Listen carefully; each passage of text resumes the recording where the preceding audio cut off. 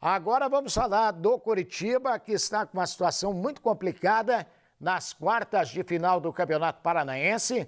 Coritiba precisa vencer o Cascavel por uma diferença de 3 gols para poder avançar na competição.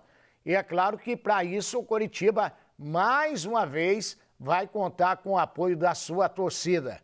Quem tem as informações do Coritiba é o Nicolas França. Bom dia, Nicolas.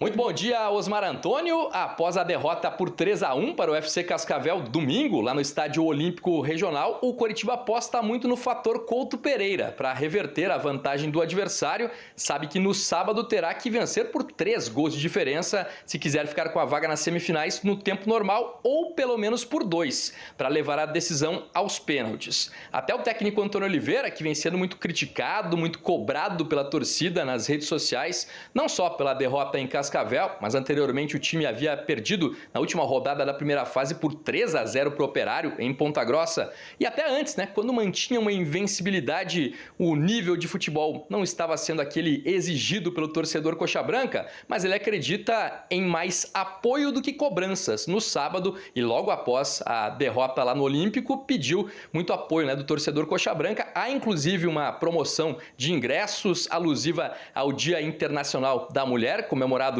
neste 8 de março, que cada sócio torcedor alviverde poderá levar uma acompanhante ao jogo. A ideia é mais um ótimo público, como foi na primeira fase do estadual. Coritiba tem média próxima a 20 mil torcedores por partida e deve ter até mais do que isso para enfrentar o FC Cascavel, dado o caráter decisivo desta partida. Também tem a invencibilidade no Couto Pereira, que já dura 7 meses. A última derrota dentro de casa foi em agosto do ano passado, o último jogo do técnico Gustavo Morínigo. Ele perdeu por 1-0 para o Atlético Mineiro, acabou sendo demitido. Depois veio o Guto Ferreira, que terminou o Campeonato Brasileiro invicto em casa, e essa invencibilidade é mantida agora no começo do trabalho do técnico Antônio Oliveira. Com o Guto, no Couto Pereira foram 6 vitórias e 2 empates, resultados fundamentais para que o Coxa conseguisse se manter na primeira divisão do futebol brasileiro. Agora, com o Antônio Oliveira, são 4 vitórias e 2 empates, ou seja,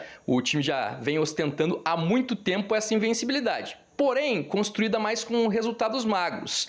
Nas únicas vezes em que o Coritiba venceu por 2 gols de diferença, que seria o placar necessário agora para levar a decisão contra o Cascavel para os pênaltis, foram contra o Atlético Goianiense, um 2-0 no Brasileirão em 2022, e agora, já nesta temporada, um 3-1 para cima do Cianorte. No mais, uma campanha conquistada com vitórias magras, por 1-0 ou empates por 3 gols de diferença. Mesmo neste período de invencibilidade, o Coritiba não conseguiu vencer nenhuma partida e terá de realizar essa façanha para continuar brigando pelo bicampeonato paranaense. Depois de uma folga na segunda-feira, a reapresentação dos jogadores aconteceu ontem, o início da preparação para esse segundo duelo com o FC Cascavel. O técnico Antônio Oliveira conta com a volta de 2 jogadores.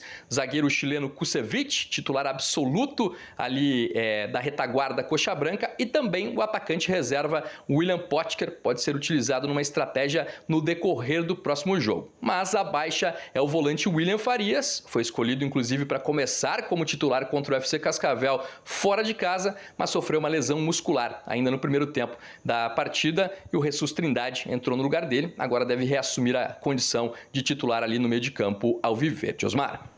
Correto, muito obrigado, Nicolas França. E, na verdade, a situação do Coritiba realmente é bastante complicada, e o apoio do torcedor do Coritiba, de novo, será fundamental para que a equipe consiga reverter essa vantagem, que hoje é da equipe do Cascavel.